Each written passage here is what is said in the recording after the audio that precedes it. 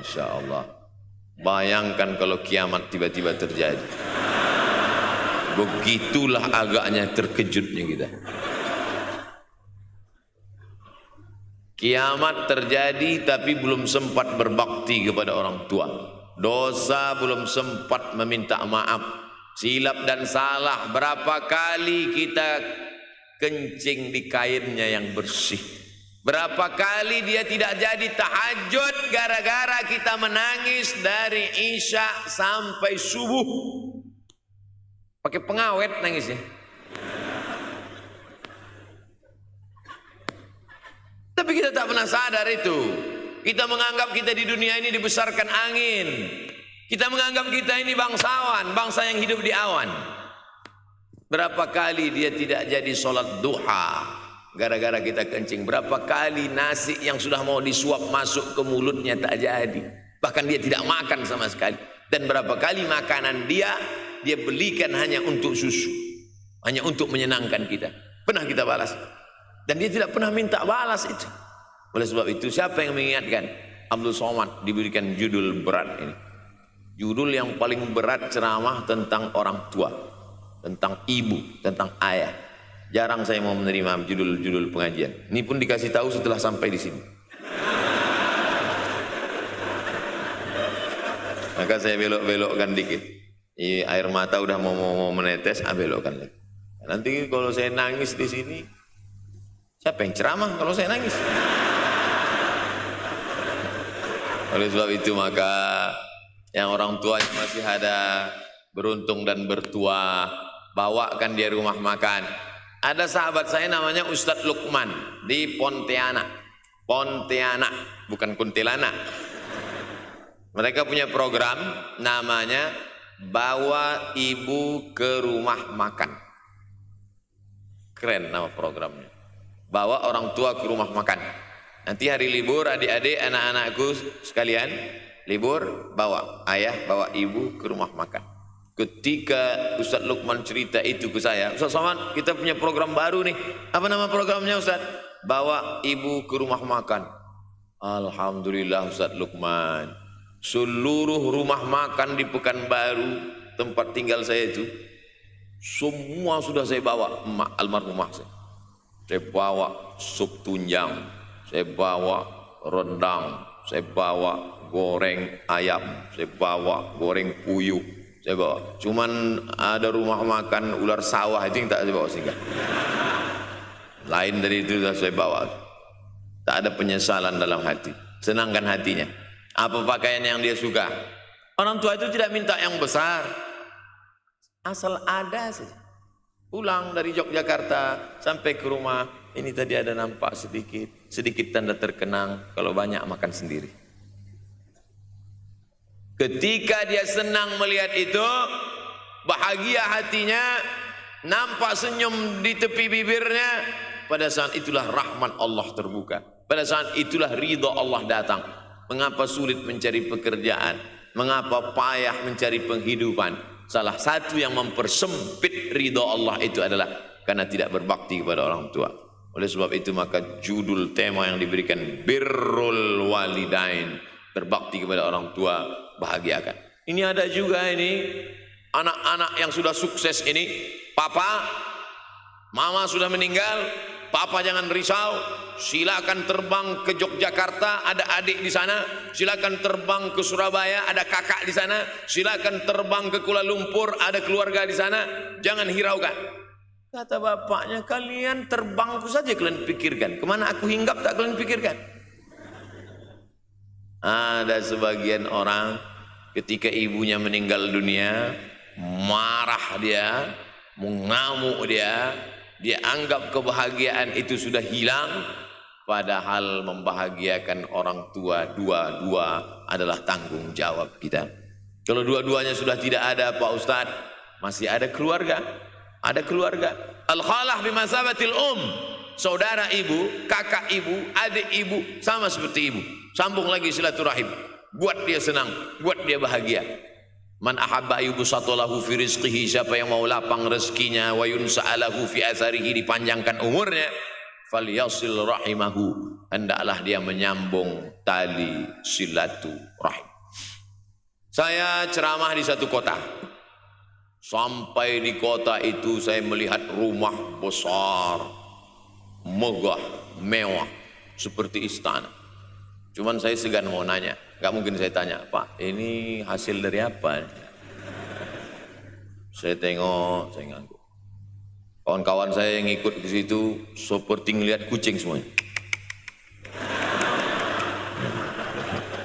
Besar, mantap. Setelah duduk, makan, habis makan, minum, habis itu Sohibul Bait yang punya rumah pun cerita. Ustadz Abdul Somad, iya Pak. Dulu ini hanya bambu-bambu yang dikasih daun, yang dikasih terpal. Tempat apa Pak? Tempat ibu saya buat pengajian. Setiap tahun dibuat begitu. Pasang tiang-tiang kayu, pasang terpal, daun-daun. Pengajian ramai. Sampai akhirnya saya berkata, Bu, pengajian kita hentikan saja, stop. Saya tidak sanggup lagi pasang tenda, pasang terpal ini. Tapi akhirnya apa kata ibu saya? Nanti setelah saya tidak ada, pengajian ini terus kamu buat. Allah bukakan pintu rezeki Ustaz Somad. Inilah yang terjadi sekarang. Saya belikan orang tua saya itu rantai, saya belikan gelang, saya belikan cincin. Bulan depan saya datang, sudah nggak ada lagi. Mana gelangnya, Mak? Nggak ada. Mana rantainya, Mak? Nggak ada. Mana cincinnya? Nggak ada. Kemana? Itu kan emas mahal. Sudah saya jual. Untuk apa? Untuk bersedekah ke fakir miskin. Rupanya gelangnya, rantainya itu habis dia berikan sedekah fakir miskin. Tobatkah si bapak untuk berbakti? Tidak. Bulan depan dia belikan lagi. Sampai akhirnya diberikan Allah balasan melimpah ruah. Ternyata ini rahasia dari keberhasilan hidup. Karena menyenangkan hati orang tua. Saya tak sebut nama, saya tak sebut lokasi. Tapi yang mau berkunjung, nanti saya kasih lokasi tepatnya. Saya kasihkan nanti alamat dari Google. Saya kasih. Supaya melihat secara nyata, kalaulah rezeki itu hanya diberikan kepada orang yang bersungguh-sungguh, pergi pagi pulang petang, peras keringat, banting tulang, maka tentu yang kaya itu adalah sapi yang membajak dari pagi sampai sore. Kalaulah kekayaan keberhasilan itu diberikan yang paling pandai memanjat, maka tentu yang kaya itu monyet. Tapi Allah berikan kepada siapa? Yang dia ridhai. Dan penyebab ridha Allah itu adalah karena orang tua yang senang hatinya. Yang sempat durhaka, tidak sempat minta maaf, meninggal dunia dia sudah, apa boleh buat? Kau sudah booking seat di neraka.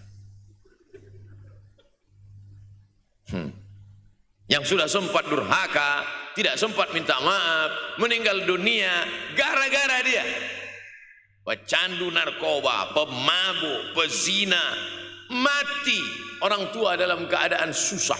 Berapa kali saya ketemu ibu-ibu selesai pengajian, pergi saya ke tempat parkir, ibu tua 70 tahun menangis. Ibu nangis kenapa, Bu? Anak saya Pak Ustadz. Kenapa dia? Disuruhnya saya jual tanah. Mama jual tanah. Untuk apa mama megang tanah udah tua aja pun? Jual. Mestinya anak itu yang menyenangkan hatinya di hari tuanya, bukan malah menyuruh jual tanahnya. Jual tanah supaya dia bisa bangun rumah, jual tanah supaya dia bisa menyekolahkan anak-anaknya. Nauzubillah. Sudahlah tidak membahagiakan, malah menyusahkan. Ustaz, anak saya nyuruh saya jual tanah saya supaya dia senang, supaya dia dapat duit. Gimana nih Pak Ustaz? Mungkin si ibu berharap saya menjawab, ibu sabar aja ya Bu. Sabar ya. Ibu salah tanya Bu. Kalau mau sabar cari ustadz lain, ada spesialis sabar. Bukan saya. Begitu dia kasih tahu, anak saya maksa saya jual tanah saya, Pak Ustadz gimana? Mana alamat rumah anaknya? Mana? Mana? Saya mau datang. Mana? Anak durhaka, neraka jahanam tempat kau.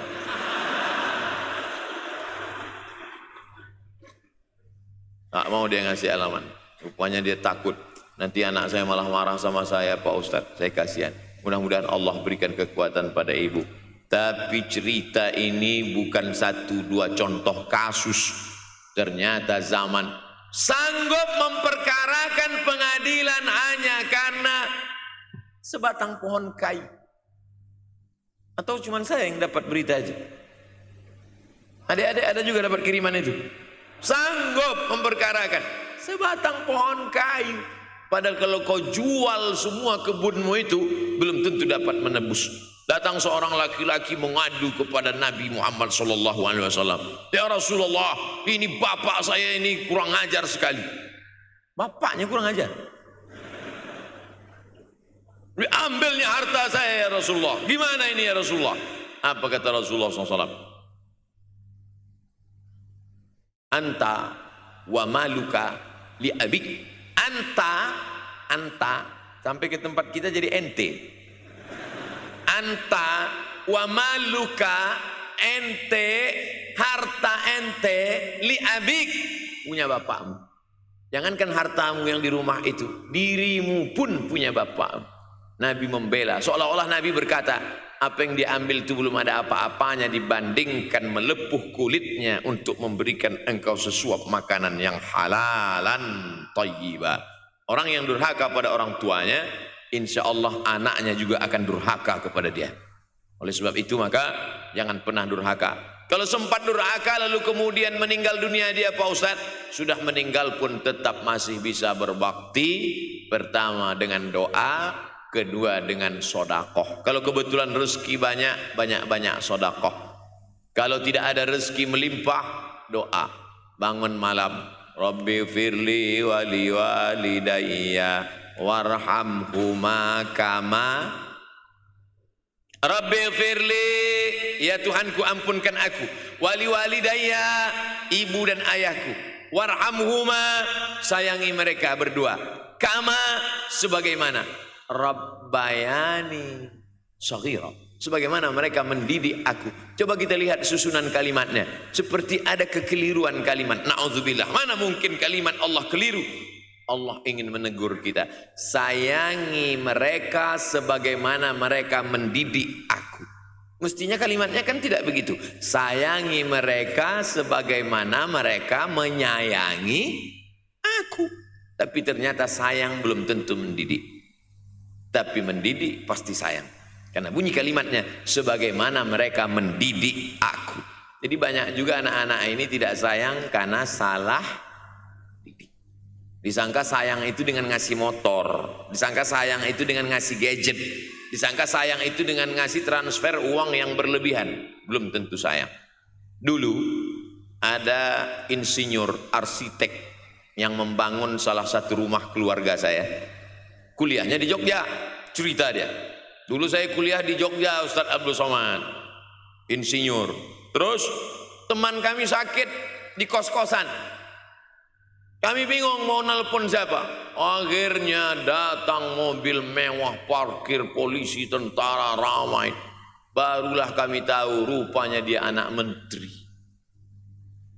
Jadi sayang orang tua itu bukan mesti dibelikannya apartemen, dibelikannya mobil, belum tentu. Boleh jadi itu justru menjerumuskan anak. Diberikan apartemen, diberikan mobil mewah. Habis 2 bulan kena virus HIV AIDS. Tapi kalau dibuatnya kita jauh, saya yakin adik-adik kuliah di Universitas Ahmad Dahlan, ada yang dari timur Indonesia, ada yang dari Sumatera, lalu kemudian di tengah kesendirian, belum makan, uang kos belum bayar, transfer macet, datang setan berbisik, hei sebetulnya kau anak yatim piatu yang dibuang. Bukan, orang tuamu bukan tidak sayang, dia hanya sedang ingin mendidik supaya engkau menjadi anak yang mandiri. Maka nanti kalau sedang duduk termenung gitu, tiba-tiba datang bisikan, pergilah cari jembatan, terjunlah. Maka saat itu katakan dalam hatimu, lawan, hei setan. Orang tuaku sayang kepadaku, dia hanya ingin supaya aku mandiri. Ada orang tua yang salah didik kepada anak-anak, sampai mengikat tali sepatu pun anak tidak pandai. Baru mau ngikat tali sepatu, udah diikatkan. Baru mau makan, sudah disuapkan. Akhirnya anak tidak punya keberanian untuk hidup. Harta dia punya, uang dia punya, materi dia ada. Satu yang dia tidak punya, tidak ada mental. Tapi anak-anak, adik-adik Universitas Ahmad Dahlan adalah orang yang punya keberanian untuk hidup. Betul? Yang di hadapan saya ini. Siapa yang tidak punya keberanian hidup? Ini yang jam 5:30 masih belum hidup lagi. Ada ini. Tidak punya keberanian untuk hidup. Hidupnya terlambat. Tapi mahasiswa Universitas Ahmad Dahlan punya keberanian untuk hidup. Bahkan mungkin dia lebih dulu hidup daripada saya. Lebih dulu bangun dia tadi. Alhamdulillahillazi ahyana ba'da ma amatana wa ilaihin nusyur. Tengok jam. Oh, rupanya masih jam 1. Tidur lagi. Saudaraku yang dimuliakan Allah Subhanahu wa taala. Maka my life, my adventure. Hidup saya adalah petualangan saya. Ini yang mau kita harapkan. Berani menghadapi tantangan. Ada orang yang menganggap hidup ini ya simpel-simpel aja lah Pak Ustadz. Tapi ada orang ingin hidup ini penuh dengan perjuangan. Sama seperti makanan. Ada orang simpel aja. Nasi, kecap, telur rebus. Dah cukup. Tapi ada orang mau ada goreng ayamnya, ada rendangnya, ada supnya, ada tom yamnya, ada lengkap semua. Begitu juga hidup ini. Ada orang yang simpel aja. Ambil goreng ikan, makan. Tapi ada satu lagi enggak. Pergi naik mobil, sampai ke tepi hutan, naik motor. Habis itu nyewa speedboat, sampai di tengah laut, memancing. Ujung-ujungnya ikan juga. Yang dia nikmati bukan ikannya, tapi yang dia nikmati adalah proses untuk mendapatkan ikannya. Paham? Itu enaknya ngomong sama mahasiswa. Coba kalau yang masyarakat biasa, kita udah capek cerita, selesai, ada pertanyaan, Ustadz maksudnya tadi apa ya? Aduh, capek gitu. Saya terus terang kalau ceramah di depan mahasiswa ini bangkit semangat saya lagi. Ini sekarang rasa-rasa umur 24. Tapi begitu nanti sudah mulai agak jauh dari mahasiswa, balik 42 lagi. Nah, makanya saya senang kalau diundang ke kampus-kampus. Saya kalau di Jogja diundang di kampus terus, walaupun nggak semua nerima.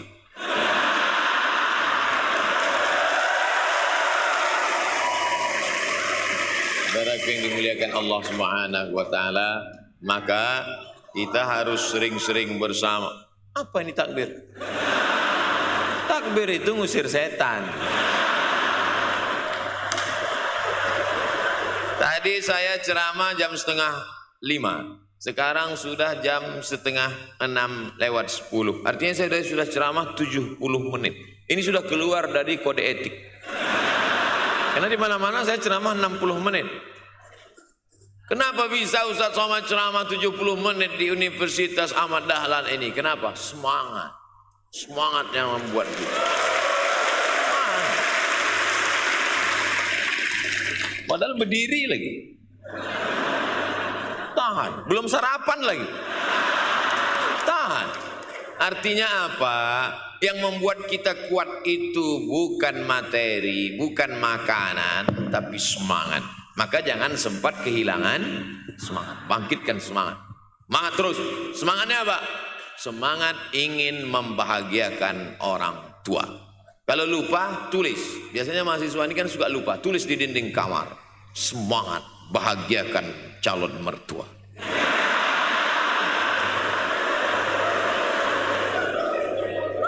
Nanti teman kos-kosan datang ngelihat, loh, kata Ustaz Somad kan orang tua, kenapa ente buat mertua?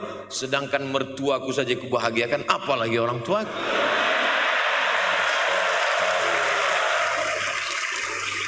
Begitu hebatnya. Cuman kadangnya kita hanya mendapat ini hanya di sinetron-sinetron saja. Real nyatanya di mana? Datanglah ke Universitas Ahmad Dahlan. Jadi hidup ini harus ada target yang mau dicapai. Banyak orang targetnya nggak benar. Saya ingin menjadi orang yang punya kepribadian Pak Ustadz. Rumah pribadi, mobil pribadi. Target bahagiakan orang tua.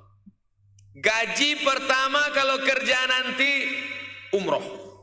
Oh gitu. Ma, doakan.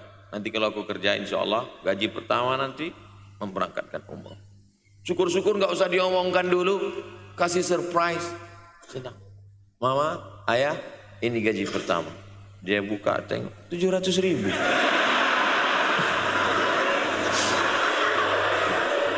Menangis dia menerima gaji pertama itu. Bukan karena harunya sikit. Gitu dia buka amplop. Oh kok setitik dong. Haru dia. Kenapa setiap mendapat hadiah dari anak orang tua selalu meneteskan air mata? Karena kita tidak pernah besar dalam pandangan matanya. Kita sehebat apapun, kita tidak pernah besar di matanya. Di pandangan ibu ayah kita, kita adalah anak kecil yang tapak kakinya 2 jari, panjangnya sejengkal. Maka jangan pernah ceramahi orang tuamu. Jangan mentang-mentang sudah mahasiswa pulang. Ayah sini, mama sini, duduk. Assalamualaikum. Bisa. Karena kita tidak pernah besar di mata orang tua. Kita tetap kecil.